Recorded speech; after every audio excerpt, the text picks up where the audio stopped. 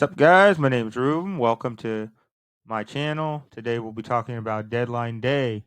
The transfer window has closed. Obviously, it's not the case fully. We know that they're still if they're the contracts are still negotiated and they're already like I think what is it 50 to 70% done. That certain deals are still going through. So let's look at the Daily Mail headlines. So yeah, let's get into it. So we see here Daily Mail. Deadline day live, Liverpool confirm Arthur Melo's move from Juventus, but have Chelsea managed to get their deal for Pierre-Emerick Aubameyang and Dennis Zakaria done in time? So yeah, we see Arthur Melo with the shirt. He signed on loan from Juventus. This player is, I would say, a 7 out of 10 out of top players, and he's a person that I think is going to do a good way as a backup. I don't see him as a starter at Liverpool, but with the amount of injuries they have at their midfield, they definitely need him with Thiago and Henderson out, and I think a few others that haven't crossed my mind. But yeah, let's get to Chelsea. Aubameyang is in London currently trying to do that medical. Hopefully they can finish. And of course, Dennis Zakaria. He's a player that I have not heard of, but he's coming from also Juventus. And let's see. Hopefully he can give us more bolster in the midfield since we do have some injuries with Kante out. Very vital player of ours. And of course, we see here Martin Dubravka also signed as a backup goalkeeper for Manchester United from Newcastle, and obviously Anthony, the big summer signing that they also were able to kind of get from Adja. Finally, that winger who has that pace. People say he's going to be like the next Ian Robin. We'll see. Hopefully that does work out for them. They actually won today, 1-0. So good for them. Let's continue. Yes, the Premier League clubs have forked out over 2.3 billion this summer to smash the transfer window record to pieces. But why have they broken the bank? Rising revenues, new owners, and the allure of Champions League helps explain the spree. So yeah, it's interesting because there's so many signings. I guess we can just go in here and just kind of look at some of the deals that have occurred. We see obviously this pull. So yeah, I guess we can start from the top. Bashwai to Forest is off. Very interesting. Mesho Bashwai will not be joining Nottingham Forest as the deal was not complete in time. He will be exploring moves abroad elsewhere. Leeds are set to sign Willie Gnado for 3.8 million with a 15% sell on clause from Zurich. So yeah, you see some interesting things going on there. He was a Chelsea, or I think he's still a Chelsea player, but of course Tuchel doesn't think of him as someone who can, provide that coverage. Let's go back. I think I want to go here and try to see if we can find one for each club. So yeah, obviously we got Wilf Fana. That was a very good deal, I think, because yeah, we did sign Koulibaly, Kukurea, but I think we needed to also get at least one more defender because obviously for us we lost Alonso, we lost Christensen, Rudiger. So that's like three, very important signings that have been at Chelsea for quite some time. Alonso, Rudiger have been there for a while. Christensen has been there for a while, and all of them leaving at the transfer window was pretty surprising. So yeah, the Alonso one is also like a deal with Barcelona because we were able to get Aubameyang with I think like 10 to 15 million price tag plus a swap to give them Alonso. So that I think that works out perfectly for us. The number 9 has been a bit of a problem for Chelsea quite some time, especially under Tuchel. It's been very difficult to find a player that actually fits in his system. I feel like he has all the areas pretty much covered.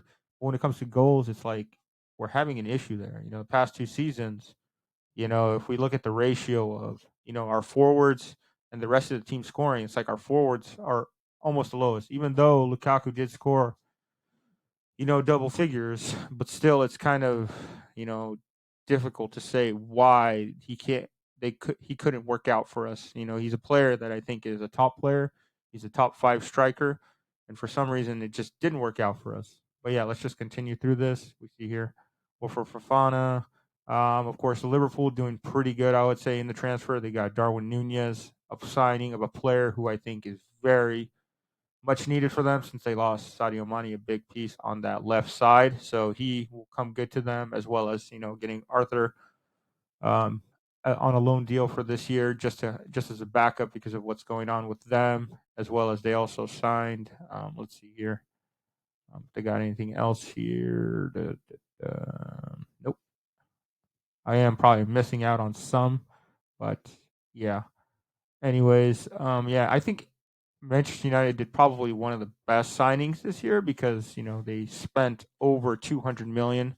I think that's the most the club has spent. I think Chelsea are up there as well, but Manchester United were in a big issue. The first two games of the season, we saw like how bad it was. Like, their first two games, two losses, one 2-1, and then the other one 4-0. That really, woke up Ten Hag to say, "Hey, we need to get signings in right away. This is, unacceptable." With the signing of Lissandro Martinez, Anthony, Casemiro was, I think, their lucky one because, I don't think if it wasn't for the money, Casemiro would have left. Because I'm sure if he would have stayed at Real, he would have won more trophies, would have got less pay, and of course that's the kind of conspiracy theory going on that's why he came to United in the sense of I need money, and of course he's already in his 30s, and he signed a pretty long contract. I think it's like 5 years, so I think they so far have done really good. Like I said, I'm not sure about Anthony, but we'll see until time come. They did win today, so that's a step in the right direction. I think that's already like 2 or 3 wins in a row, so good for them. Of course, Manchester City probably had the best signing of any of the teams because of Holland. Last few days ago he scored a hat trick, um, double hat trick. So from the previous game and the last game they played. So, that one was a steal because they didn't have to pay any release clause, which was impressive because he ran down his contract at Dortmund. So he was able to just go wherever he wanted. And, they signed him for, I think, like 50 million or something like that. So yeah, pretty interesting for that. And of course, they signed us one more defender because I know they were they were low on them in the sense of they did have Ruben Diaz, Eric Garcia, if I'm not mistaken, and obviously the wingers Kyle Walker, and they bought a recent winger as well. Maybe I could see if I could find it. But yeah, this is a good signing, Manuel Akanji from Dortmund. We know Dortmund have one of the best recruiting um, of youngsters in all sport in all the soccer leagues. If you look at them, they have the best. That's where Erling Haaland came from as well. So that's something that shows that Manchester City always have a way of getting players, from good teams because Pep has ways. He has his, you know, um, transfer guys that go around and get him, decent players. Even though some of them wanted to leave, like Bernardo Silva was trying to go to Barcelona, but I guess since he's seen how great Erling Haaland is, he kind of realized maybe I should stay and probably have a chance this year to kind of win the Champions League. So we'll see what happens there. And of course, I would say I would give, Arsenal also a good transfer window this year. They signed, of course, Jesus from Manchester City, which was a good one, and Zinchenko, because Zinchenko is a two-dimensional player in the sense of he can play right back and in midfield. He's really, good on the ball, and I think, you can see why, Arsenal are successful. Yes, they probably played, easy teams, but hey, they won. They beat Fulham. Fulham was a team that actually, beat Liverpool. So it's or drew with Liverpool. Excuse me. So it's not a easy team to win, and they did win 2-1, I think. But overall, they have those signings. I think they also signed a few other players. I think it was Gabriel Martinelli. This is an interesting one. Willian coming to back to the Premier League to play for Fulham. I think he really wanted to come back. He didn't finish. A few years ago, he was playing for Chelsea, then Arsenal. Then Arsenal terminated his contract because he wasn't obviously getting playing time. It was something interesting to see him come back. I think he still has time to give. And it looks like they have signed him on a 1 year deal after leaving Brazilian club Corinthians. So yeah, I think he really wants to play in the World Cup. So he's come back to Fulham. Let's see what he can do. I still think he was a great player at Chelsea. I couldn't understand why we let him go. I mean, yes, his age, I think he's like 34 or 32. But yeah, very good signing for Fulham. I think they will do good. Obviously, there's a picture of Anthony. You can see Ten Hag really happy. Anthony really happy to play for Manchester United. So let's see how that works out. Because, they do got a lot of strikers now. They got, Sancho, Rashford, Martial, Ronaldo, um, and a few others that haven't crossed my mind. But yeah, that's very interesting. Let's continue and let's see if we can find a few more. Um, you can see here, Pierre-Emerick Aubameyang is spotted in London after jetting over to seal 14 million deadline day. Moved to Chelsea as former Arsenal striker and says he is excited to be back in the Premier League after a brief spell with Barcelona. So obviously he wants to come back. Let's hopefully we'll see this deal done within the next few hours. I know they're basically done. So yeah. Like I mentioned, Manchester United make it 3 wins in a row as Jadon Sancho early strikes seals 1-0 win and takes Aaron Ten Hag's men up to 5th, while Brendan Rodgers' side remain rooted to the bottom of the table. Yeah, it's pretty interesting. United bouncing back from that 2 defeats in the beginning to actually now having, 3 wins in a row. This is very vital for them to, have this rebuilding going on. Yes, they also still have the Europa League going and a couple League Cup games going to happen, and so it's important that Ronaldo stays. I was confused as to why Chelsea didn't want to sign him. I know he wasn't going to fit Tuchel's system, but it is what it is. Good for them. Sancho getting, on the score sheet. So we'll see how things go. Um, there, as we see, Fofana revealed his Chelsea path as he completes his move.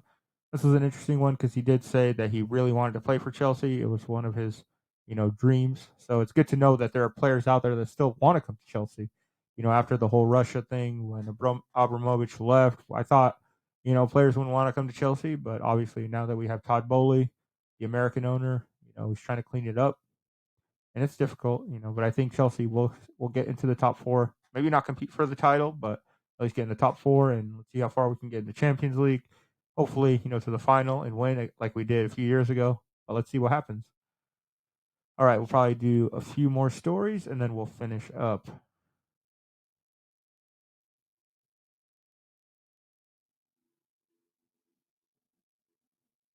I know where the statement came from, and it wasn't him. Brendan Rodgers claims Wesley Fofana was not responsible for parting shot at Leicester boss after sealing his 83 million move to Chelsea. He insists defender is a good kid. So yeah, it's kind of not great for Leicester at this point. Now that they lost today and they're bottom of the league, and Brendan Rodgers is kind of frustrated because a few signings has a few signings have left, and of course he has Deadwood there, and he's kind of at the point where he doesn't know what the club's vision is, and it's a bit upsetting because he can't seem to control what's going in and out. And obviously, as a manager, you can't control if your player wants to leave or not. If he wants to leave, he's going to leave. And of course, there's a lot of, he said, she said situation going on right now. But hopefully they can clear it up.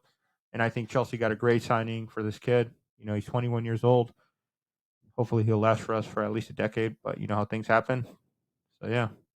And of course, Chelsea agrees season long loan deal with Juventus for Dennis Zakaria with an option to buy of 35 million as it finally lands a midfielder after missing out on Edison Alvarez and Ibrahim Sangar.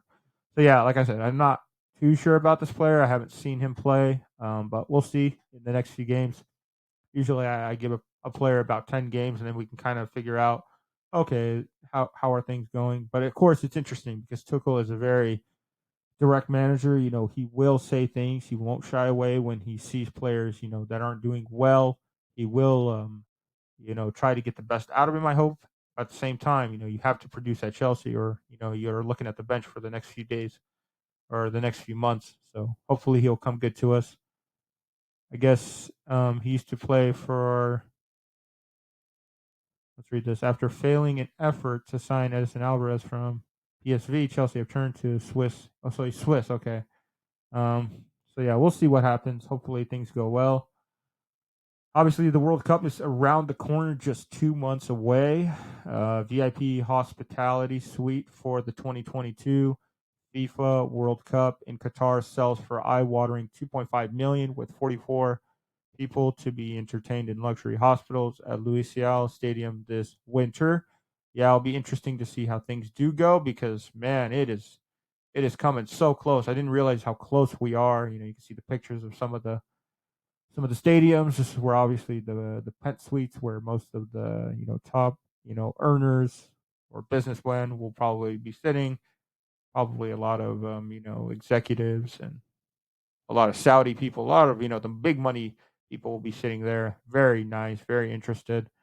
I'm gonna see David Beckham. I think is like the ambassador there, so he will be kind of the guy to be promoting a lot of things and a lot of backlash also going on because of Saudi Arabia with a lot of the restrictions they do have and a lot of the hate and because in every religion especially the Islam religion there's a lot of backlash because you know especially with the trans movement and gays and lesbians like they're not for any of that and they strongly disagree with it but I think if you read other articles they were willing to accommodate for now this type of way of living just for the World Cup. And of course, I always believe in respect. You respect anyone, whether their religion, their race, their color, no matter what, their gender, their disability. Treat them with respect. You don't have to agree with everybody. That's not the goal. But I think if you show respect, that's as far as it should go. You can try to understand, but when you're stuck on an issue, it is what it is. But let's keep going through these pictures. Looking very nice. The Saudis have money, so they're obviously going to spend big and make things look really nice. As you can see, man, very nice venues. You can see this little bar right here. So yeah, I know everyone is excited because this is going to be the first World Cup in the winter because we know that weather there is very, very hot. So that's why they didn't do it in the summer of this year. So hopefully it'll be an interesting thing. And of course, the big question will be is how is it going to be different? Because, the league usually runs from September or from the end of August all the way to the end of June. And there will be a break of about a month and a half. And so players will have to come back and we'll see how all that works out because which teams will still be, on top or who will be relegated. It will be interesting because in history, this will be the first time this ever happened. So it's good to know. All right, let's maybe do one more story, and then we'll be done with this. Let's see here. Um, Christian Pulisic will prove everyone wrong at Chelsea once he gets a run of games and is going to fight for his Stamford Bridge place, says U.S. national team coach Greg Berhalter, with his star man struggling for game time with World Cup on the horizon.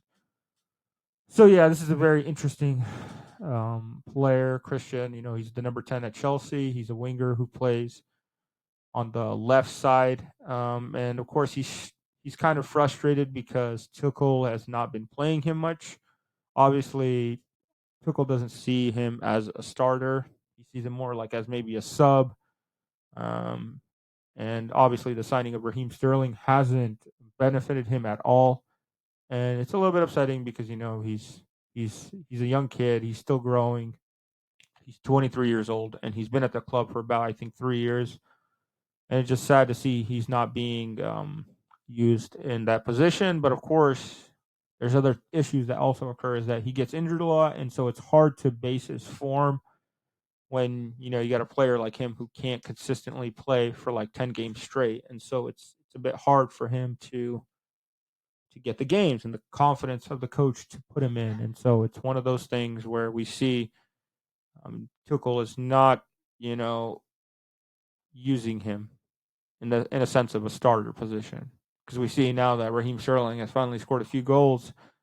It's not going to look like he's going to be, put on the bench anytime soon unless they put him in, a position where, these League Cups and Champions League games come through and he will be starting. Um, but I kind of agree with some panelists that were talking recently, and they said this actually might be a benefit for him because he will actually be fit for the World Cup. Because imagine if he did play, let's say 10 games straight and got injured, like that would be pretty bad. Like imagine he picks up another ankle injury. And that's the upsetting stuff. Like you look at him, he's not a player who's very like strong, or he's not a very like physical player. He's more of like a Eden Hazard, where he can do great things, but at the same time he is very fragile too. We know the Premier League is the physicalist league out of all the soccer leagues in Europe, and so we have to understand that things do happen. Players do get injured, and hopefully, I think he will get that starting spot with Greg Berhalter's U.S. men's national team in Qatar. So yeah, that's it for today, guys. Thank you for listening. Yeah, I will update you guys next week on the next the I guess the finalizing of all the transfers, and we'll kind of give everybody a grade of each team. So yeah, thank you for watching and take care.